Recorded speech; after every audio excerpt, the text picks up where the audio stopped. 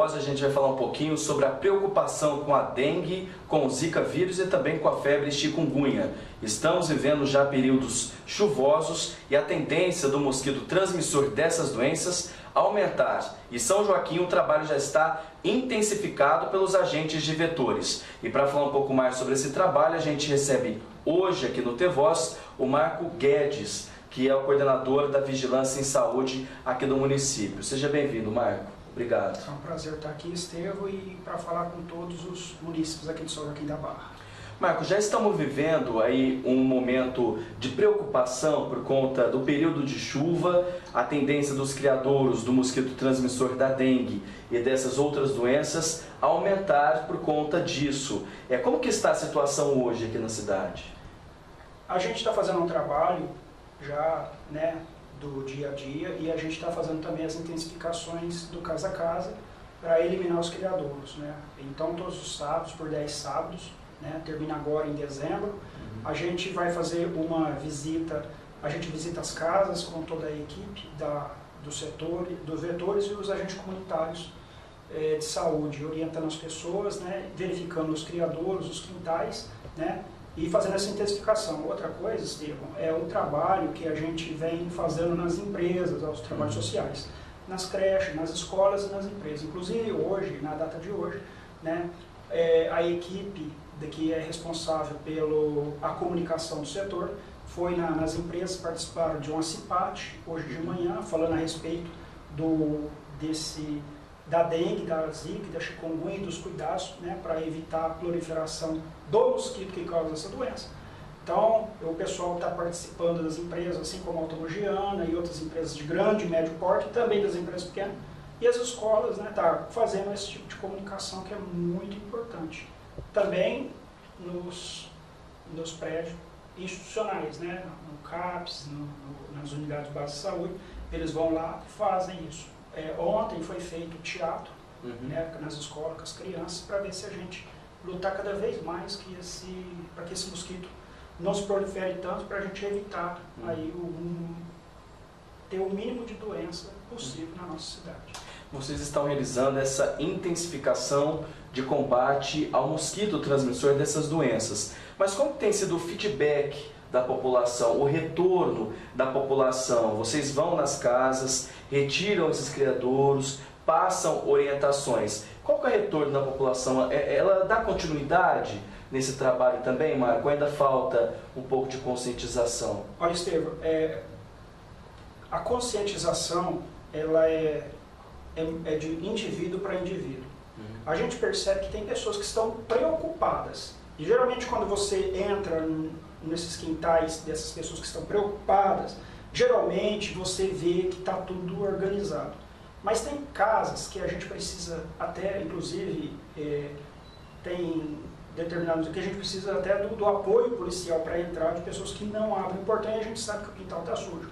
E muitas vezes o agente de vetor, ele vai em determinado estabelecimento e as pessoas assim põem os cachorros na frente da casa para intimidá-los para poder não entrar no quintal. Infelizmente, é uma coisa que a gente tem que ir conscientizando, mas infelizmente no feedback, eu como morador dessa cidade, minha família toda sempre foi daqui, a gente fica preocupado porque o feedback ainda não está do jeito que deveria ser, porque ainda existem pessoas, infelizmente, que não entenderam a necessidade de ter a preocupação com esse mosquito. Marco, porque uma pessoa impedindo a entrada do agente de vetor, além dele prejudicar a residência dele, colocar em risco a família dele, ele pode colocar em risco todo um quarteirão. Todo um quarteirão. Cerca de 400 metros aí quadrados, Marco? Que é que o mosquito pode alcançar. Então é muito sério essa questão de não permitir a entrada, É muito sério.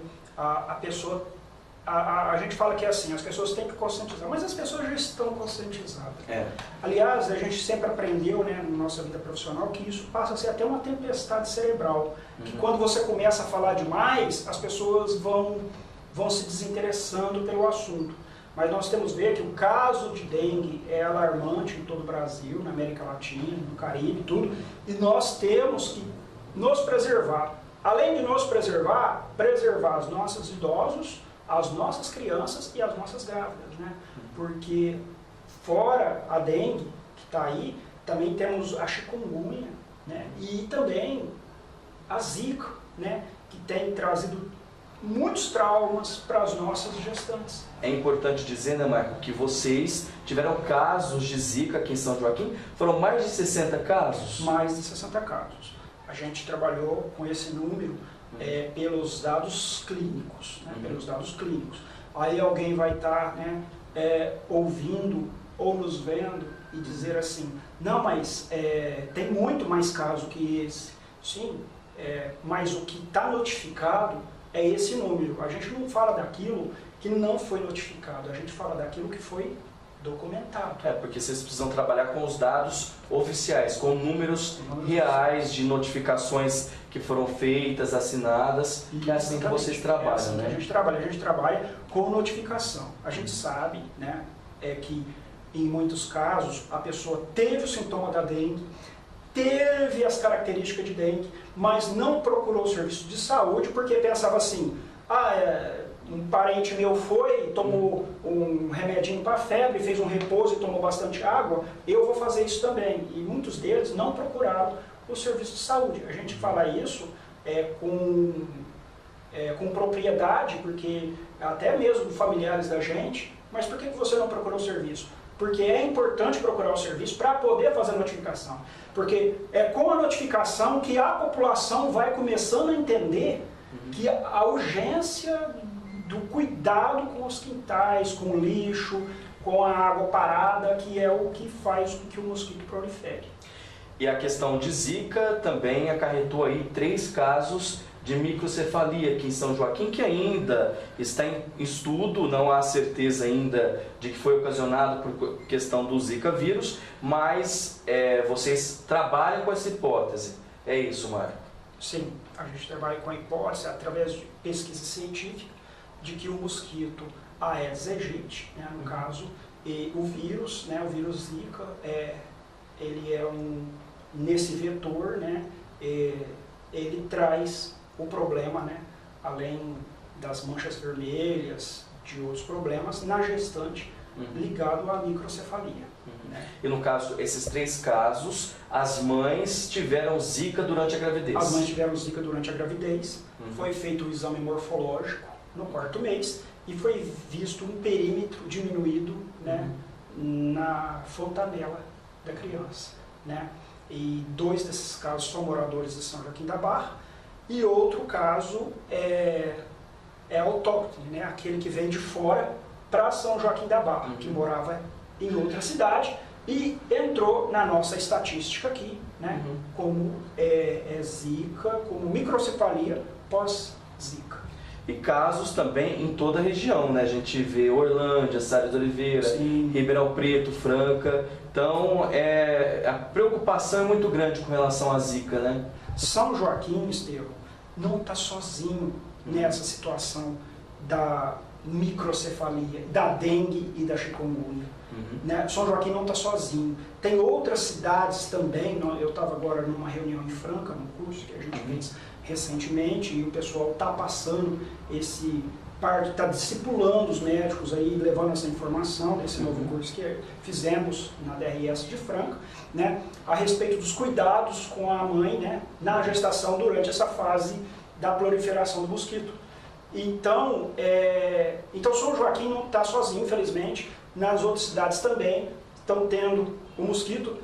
Uma vez, Estevão, que mesmo cuidando do quintal, o mosquito aí está presente. Mas a gente pede à população que evite o acúmulo de lixo, que evite coisas no quintal, que limpe as suas calhas, que faça. Porque hoje você não atenta a isso. Amanhã pode ser até uma moça que mora nessa casa que venha a engravidar. Então a gente tem que fazer a nossa parte de cidadania. Manter os quintais limpos também, Estevão, e manter os quintais institucionais, ou seja, aqueles da prefeitura, né? Porque muitas vezes o morador, porque a prefeitura, Estevão, não joga lixo. Isso eu não estou falando por causa da administração no momento, é toda a administração, porque a gente vê também lixo em terrenos institucionais de outra cidade. A prefeitura não joga lixo nos terrenos. E muitas vezes a gente vê que as pessoas falam assim, às vezes você vai numa casa de uma pessoa, ela fala assim, mas eu não jogo a prefeitura não limpa nem o terreno dela e quer que a gente limpe o da gente, mas a gente tem que dizer que a prefeitura não joga lixo em lugar nenhum. E Mato Alto, pessoal,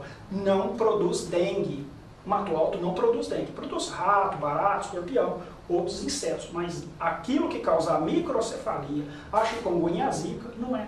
Então a gente pede para que as pessoas não joguem lixo em terrenos institucionais e também não joguem lixo nos seus quintais e nem joguem lixo no terreno dos outros, né? Que mantenham os seus quintais limpos e que dê acesso aos vetores para que olhem o quintal para ver.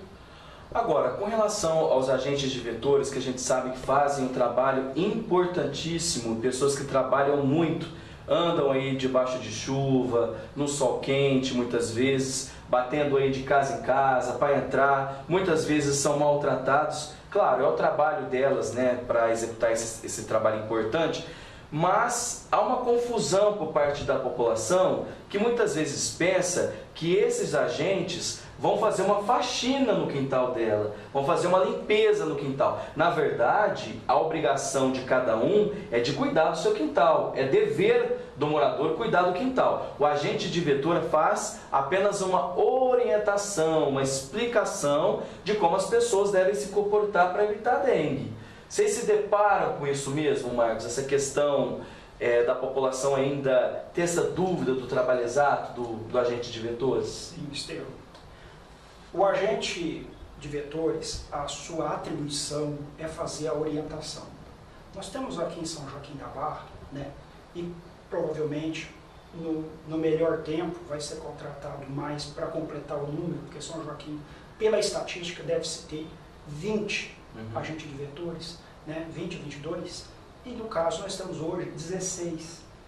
Mas em relação às outras cidades, nós estamos bem, porque nós temos mais agentes de vetores do que algumas cidades vizinhas.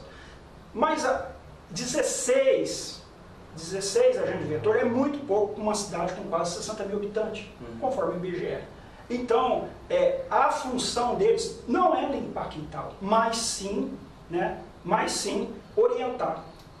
Infelizmente, e muitas vezes, nós temos que fazer um mutirão, na qual eu também participo, da gente limpar quintais de pessoas que você vê que não tinham necessidade daquele lixo.